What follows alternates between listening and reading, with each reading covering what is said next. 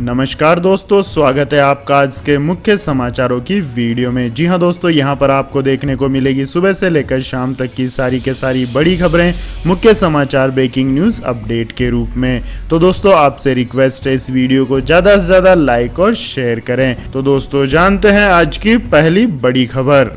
पूर्व राष्ट्रपति प्रणब मुखर्जी के निधन पर 7 दिन का राजकीय शोक घोषित, गृह मंत्रालय ने जारी किया आदेश। जी हां दोस्तों, पूर्व राष्ट्रपति प्रणब मुखर्जी का 31 अगस्त को सोमवार के दिन निधन हो गया। केंद्रीय गृह मंत्रालय ने पूर्व राष्ट्रपति के निधन पर 7 दिन के राजकीय शोक की घोषणा की है।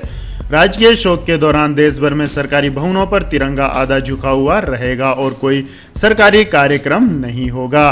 केंद्रीय गृह मंत्रालय ने आदेश में जारी करके कहा है कि पूर्व राष्ट्रपति प्रणब मुखर्जी के निधन पर पूरे भारत में 31 अगस्त से 6 सितंबर तक 7 दिवसीय राजकीय शोक मनाया जाएगा। आपकी जानकारी के लिए बता दें दोस्तों, पूर्व राष्ट्रपति प्रणब मुखर्जी की उम्र अभी 84 साल थी। वो लंबे समय से सेना के अस्पताल army research and referral hospital में भर्ती थे। कुछ दिन पहले उनकी ब्रेन सर्जरी भी हुई थी। उसके बाद से ही वो कोमा में थे। प्रणब मुखर्जी के निधन की सूचना देते हुए उनके पुत्र अभिजीत मुखर्जी ने कहा कि भारी मन से सूचित करना पड़ रहा है कि डॉक्टरों के अथक प्रयास और लोगों की दुआओं के बावजूद मेरे पिता प्रणब मुखर्जी हमारे बीच नहीं रहे। राष्ट्रपति रामनाथ कोविंद ने भी उनके निधन पर गहरा शोक जाहिर किया है। इसके बाद दोस्तों जानते हैं अगली बड़ी खबर।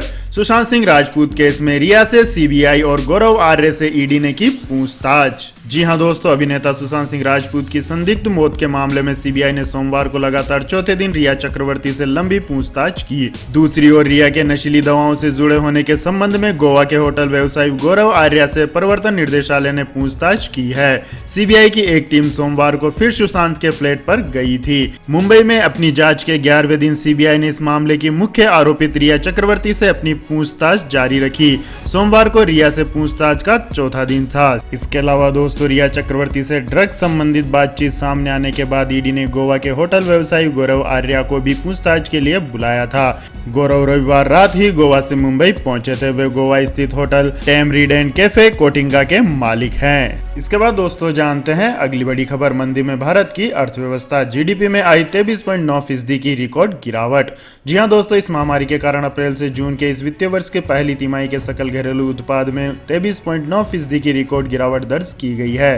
सांख्यिकी और कार्यक्रम क्रियान्वयन मंत्रालय ने वित्त वर्ष 2020-21 की अप्रैल से जून तिमाही के लिए जीडीपी के आंकड़े जारी कर दिए हैं। कोर सेक्टर के आंकड़ों ने भी निराश किया है। जुलाई महीने में 8 इंडस्ट्रीज के उत्पादन में 9.6% की गिरावट आई है। मंत्रालय के आंकड़ों के अनुसार पहली तिमाही में स्थिर कीमतों पर यानी रियल जीडीपी 26.90 लाख करोड़ रुपए की रही, जबकि पिछले वर्ष की इसी अवधि में यह 35.35 लाख करोड़ रुपए की थी।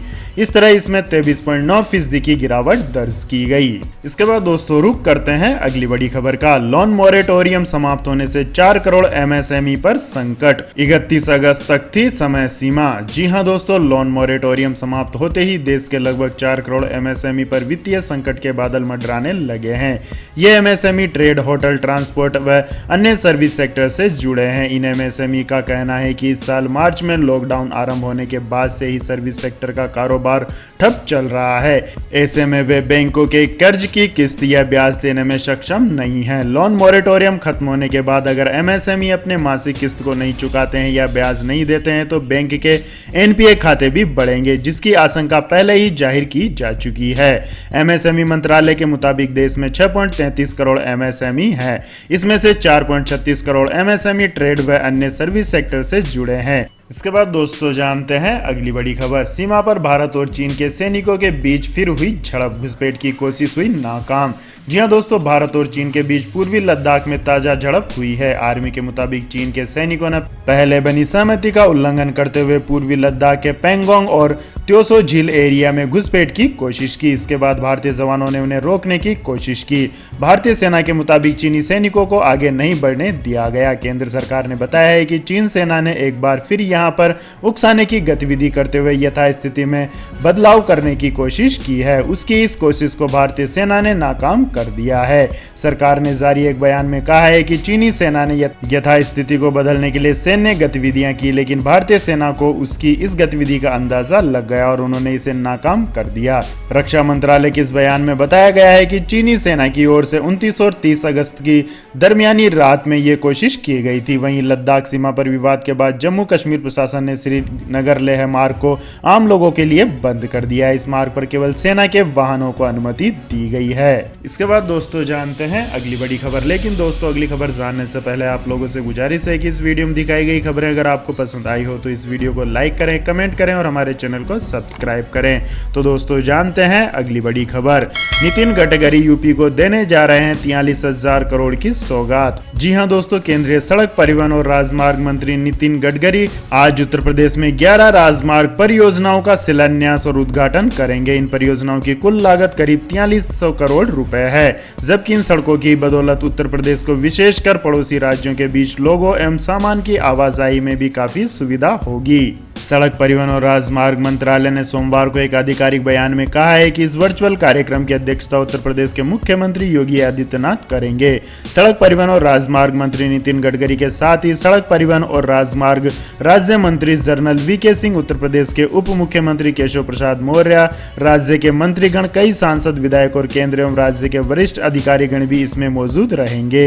इसके बाद दोस्तों जानते हैं अगली बड़ी खबर। पाकिस्तान की सेना और सरकार मिलकर कर रही है बलूचों, पश्तूनों और सिंधियों पर अत्याचार। हजारों लोग हो रहे हैं गायब। जी हां दोस्तों, बलूचिस्तान, सिंध और खैबर पख्तूनख्वा में पाकिस्तान की सरकार सेना के साथ मिलकर लोगों पर वर्षों से अत्याचार कर रही है।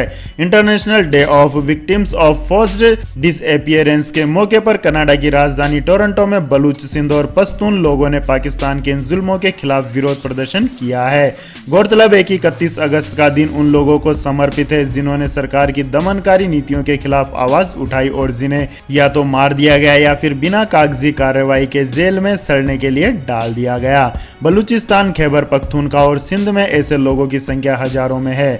ऐसे सैकड़ों लोग हैं जिन्हें गायब हुए 1 दशक से ज्यादा समय बीत चुका है, लेकिन उनका अब तक कुछ भी पता नहीं चल सका। वर्ष 2019 में यहाँ के लोगों की गुमशुदगी पर जारी पाकिस्तान के मानवाधिकार आयोग की एक रिपोर्ट बताती है कि करीब 47,000 बलूच, 35,000 पश्तून अब तक गायब हो चुके हैं। आयोग के अध्यक्ष नसरुल्लाह बलूच और उपाध्यक्ष मामा कादिर का आरोप था कि इसके पीछे पाकिस्तान की सरकार, सेना, ISI और फ्रंटियर कॉर्प का हाथ है। इसके बाद दोस्तों जानते हैं अगली बड़ी खबर। पीएम किसान सम्मान निधि स्कीम के तहत रिकॉर्ड 2.14 करोड़ लोगों को मिला लाभ। योगी सरकार ने रचा इतिहास। जी हां दोस्तों, मोदी सरकार की सबसे बड़ी किसान योजना का सबसे ज्यादा लाभ उत्तर प्रदेश सरकार ने उठाया है।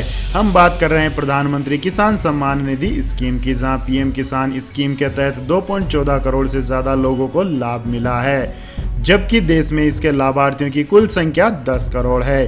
इसी तरह प्रदेश में 1.44 करोड़ किसान क्रेडिट कार्ड पहले से थे और 12 लाख नए बनवाए गए। केंद्रीय कृषि मंत्रालय के साथ आयोजित एक वर्चुअल बैठक में इस बात की जानकारी सीएम योगी आदित्यनाथ ने दी है। इसके बाद दोस्तों जानते हैं अगली बड़ी खबर। खुशखबरी, बैंक जल्द ट्रांसफर करेगा आपके खाते में पैसा, सरकार ने दिया आदेश।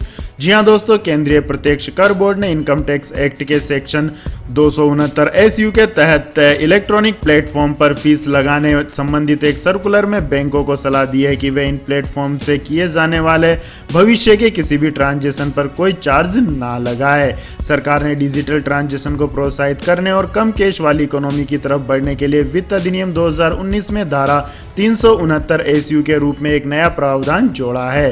कानून के तहत यह जरूरी किया गया है कि पिछले वर्ष 50 करोड़ रुपए से ज्यादा का कारोबार करने वाले व्यक्ति तत्काल प्रभाव से तय इलेक्ट्रॉनिक प्लेटफॉर्म से पेमेंट की व्यवस्था सुनिश्चित करें। CBDT ने सर्कुलर में कहा है कि बैंकों को सलाह दी जाती है कि अगर उन्होंने 1 जनवरी 2020 को या उसके बाद तय इलेक्ट्रॉनिक मोड का इस्तेमाल करते हुए किए गए ट्रांजैक्शन पर अगर किसी तरह का चार्ज वसूला है तो वह उसे तत्काल वापस करें और भविष्य में इस प्रकार के लेन देन पर कोई चार्ज नहीं लिया जाए। इसके बाद दोस्तों जानते हैं अगली बड़ी खबर। भारत की इस कंपनी ने परमानेंट वर्क फ्रॉम होम की दी सुविधा, 75% कर्मचारी करेंगे घर से काम। जी हाँ दोस्तों, इस महामारी में कंपनी ने कर्मचारियों को घर से काम करने की सहूलियत दी हुई है। मीडिया रिपोर्ट्स के मुताबिक जहां गूगल और फेसबुक ने अपने कर्मचारियों को अगले साल जून तक घर से काम करने की अनुमति दी है, वहीं भारत की कंपनी आरपीजी इंटरप्राइजेज उनसे कहीं आगे निकल गई है। कंपनी ने अपने सेल्स कर्मचारियों को परमानेंट घर से काम करने की अनुमति दे दी है। ऐसा करने वाली ये भारत की पहली कंपनी बन गई है। इसके बाद दोस्तों जानते हैं आज के मौसम अपडेट्स। तो दोस्तों आने वाले 24 घंटों के दौरान दक्षिण पश्चिमी राजस्थान, गुजरात के कच्छ क्षेत्र, उप हिमालय, पश्चिम बंगाल, सिक्किम, असम के कुछ हिस्सों, मेघालय, दक्षिणी आंतरिक कर्नाटक, केरल के कुछ हिस्सों और तमिलनाडु के आंतरिक भागों में हल्की से मध्यम बारिश के साथ कुछ स्थानों पर भारी बारिश होने की संभावना है। वहीं जम्मू कश्मीर, गिलगित बल्टिस्तान, मुजफ्फराबाद, पूर्वोत्तर भारत के शेष हिस्सों, गंगेय पश्चिम बंगाल, उड़ीसा के कुछ भागों, तटीय आंध्र प्रदेश और अंडमान व निकोबार द्वीप समूह में हल्की से मध्यम बारिश हो सकती है। वहीं हिमाचल प्रदेश, उत्तराखंड, पंजाब, राजस्थान के बाकी हिस्सों, दक्षिण पश्चिमी मध्य प्रदेश, कोंकण, गोवा और तटीय कर्नाटक के कुछ स्थानों पर वर्षा के आसार हैं। इसके अलावा दोस्तों तेलंगाना, उत्तरी आंतरिक कर्नाटक, रायलसीमा, छत्तीसगढ़, बिहार और हरियाणा में कुछ स्थानों पर हल्की बारिश हो सकती है। इसके बाद दोस्तों जानते हैं आज के सोने और चांदी के भाव। तो दोस्तों हफ्ते के पहले दिन सोने की कीमतों में फिर से तेजी दर्ज हुई है। कमजोर अमेरिकी डॉलर की वजह से अंतर्राष्ट्रीय स्तर पर सोने के दाम बढ़ गए हैं। वहीं भारतीय बाजारों में रुपया कमजोर हुआ है, इसकी वजह से सोने के भाव बढ़ गए हैं। दिल्ली सराफा बाजार में 10 ग्राम सोने की कीमतों में 161 रुपए की बढ़ोतरी हुई है। साथ ही इस दौरान चांदी के दामों में भी 800 रुपए प्रति किलोग्राम तक की बढ़ोतरी हुई है। एक्सपर्ट्स का कहना है कि भारत और चीन के बीच तनाव बढ़ने से घरेलू बाजार में सोने की कीमतें नई ऊंचाई पर पहुंच सकती है। भारत में सोने की कीमतें 7 अगस्त को 56,200 रुपए के रिकॉर्ड स्तर पर पहुंच गई थी, लेकिन उसके बाद वैश्विक स्तर पर उतार चढ़ाव के साथ सोने की कीमतें अस्थिर रही। हालांकि अगस्त में अभी घरेलू बाजार में सोने के दाम 4,000 रुपए प्रति 10 ग्राम तक गिर चुके हैं। इसके अलावा दोस्तों आपकी जानकारी के लिए बता दें, आज दिल्ली के सराफा बाजार में 10 ग्राम सोने का भाव 51,405 रुपए रहा, जबकि 1 किलोग्राम चांदी का भाव 68,095 रुपए रहा। इसके बाद दोस्तों जानते हैं अगली बड़ी खबर। असम में 6 जातीय समूह को अनुसूचित जनजाति का दर्जा देने की तैयारी। जी हां दोस्तों, असम के मुख्यमंत्री सर्बानंद सोनोवाल ने कहा है कि राज्य के 6 जातीय समूहों को अनुसूचित जनजाति का दर्जा देने के मुद्दे पर गठित मंत्री समूह जल्द ही केंद्र को अपनी रिपोर्ट सौंपेंगे। मोरान समुदाय के लिए प्रस्तावित स्वायत्त परिषद भी जल्द ही काम शुरू करेगी। सीएम सोनोवाल ने गुवाहाटी में शनिवार को विभिन्न संगठनों के प्रतिनिधियों के साथ बैठक की। उन्होंने कहा कि राज्य सरकार मोरान समुदाय को प्रभावित करने वाले मुद्दों के समाधान के लिए गंभीर प्रयास कर रही है।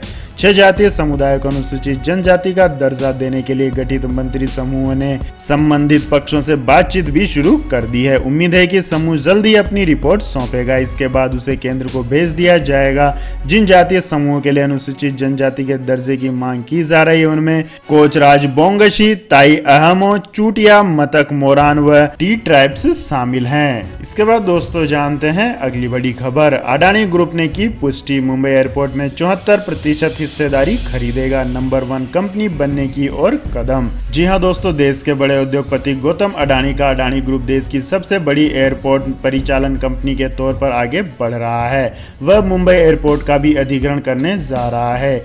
अडवाणी समूह मुंबई हवाई अड्डे में 74% हिस्सेदारी का अधिग्रहण करेगा। समूह ने कहा है कि मुंबई एयरपोर्ट में हिस्सेदारी के अधिग्रहण के लिए उसका करार हो गया है। अडानी समूह मुंबई एयरपोर्ट में जीवी के ग्रुप की हिस्सेदारी खरीदेगा। अडानी एंटरप्राइजेज ने शेयर बाजार को भेजी सूचना में कहा है कि अडानी एयरपोर्ट होल्डिंग ने जीवी के एयरपोर्ट डेवलपर्स के लोन के अधिग्रहण के लिए करार किया है। जीवी के ग्रुप के पास मुंबई एयरपोर्ट हवाई अड्डे लिमिटेड की 50.50% हिस्सेदारी है। लोन को इक्विटी में बदला जाएगा। दोनों ही कंपनियों ने इस सौदे के वित्तीय पक्ष का खुलासा नहीं किया है। इसके बाद दोस्तों जानते हैं अगली बड़ी खबर। भारत में 30 सितंबर तक अंतर्राष्ट्रीय उड़ानों की आवाजाही पर रोक। जी हां दोस्तों, अंतर्राष्ट्रीय कॉमर्शियल उड़ानों की आवाजाही पर 30 सितंबर तक रोक लगा दी गई है। सरकार ने कुछ उड़ानों को छोड़ भारत से दूसरे देशों में आने और जाने वाली उड़ानों पर रोक को बढ़ा दिया गया है। वहीं गृह मंत्रालय द्वारा मंजूरी प्राप्त उड़ानों पर यह रोक लागू नहीं होगी। साथ ही कार्गो उड़ानों को भी इसके लिए छूट है। एक और जहां घरेलू उड़ानों में वृद्धि देखी गई, वहीं दूसरे देशों से आने और जाने वाली उड़ानों पर अभी रोक जारी रखने का फैसला लिया गया है। विमानन क्षेत्र के नियामक डीजीसीए ने एक बयान में कहा है कि सरकार ने भारत से आने जाने वाली अंतर्राष्ट्रीय वाणिज्यिक यात्री सेवाओं पर लगी रोक को 31 सितंबर तक विस्तारित करने का फैसला किया है। इसके बाद दोस्तों जानते हैं अगली बड़ी खबर। माइक्रोसॉफ्ट वर्ड में आया रिकॉर्डिंग और ट्रांसक्राइब फीचर, टाइपिंग की झंझट से मिलेगा छुटकारा। जी हाँ दोस्तों, माइक्रोसॉफ्ट ने वर्ड के लिए एक नया ट्रांसक्राइब टूल लॉन्च किया है। इस टूल की खास बात यह है कि आप बोलकर टाइपिंग कर पाएंगे। हालांकि यह फीचर गूगल डॉक्स में पहले से ही उपलब्ध है, लेकिन अब इस फीचर को माइक्रोसॉफ्ट वर्ड के लिए भी जारी किया गया है। अभी यह फीचर माइक्रोसॉफ्ट वर्ड के केवल ऑनलाइन वर्जन के लिए ही उपलब्ध है। ऑफलाइन और मोबाइल वर्जन के लिए भी जल्द इस टूल को लॉन्च किए जाने की उम्मीद है। तो यह थी दोस्तों आज की सभी महत्वपूर्ण बड़ी खबरें। तो दोस्तों आपको हमारा यह वीडियो कैसा लगा कमेंट करके जरूर बताएं और हमारे इस वीडियो को अधिक से अधिक लाइक और शेयर करें। साथ ही हमारे चैनल को सब्सक्राइब करके बेल आइकन का बटन भी दबा लें। धन्यवाद। जय हिंद, जय भारत, वंदे मातरम।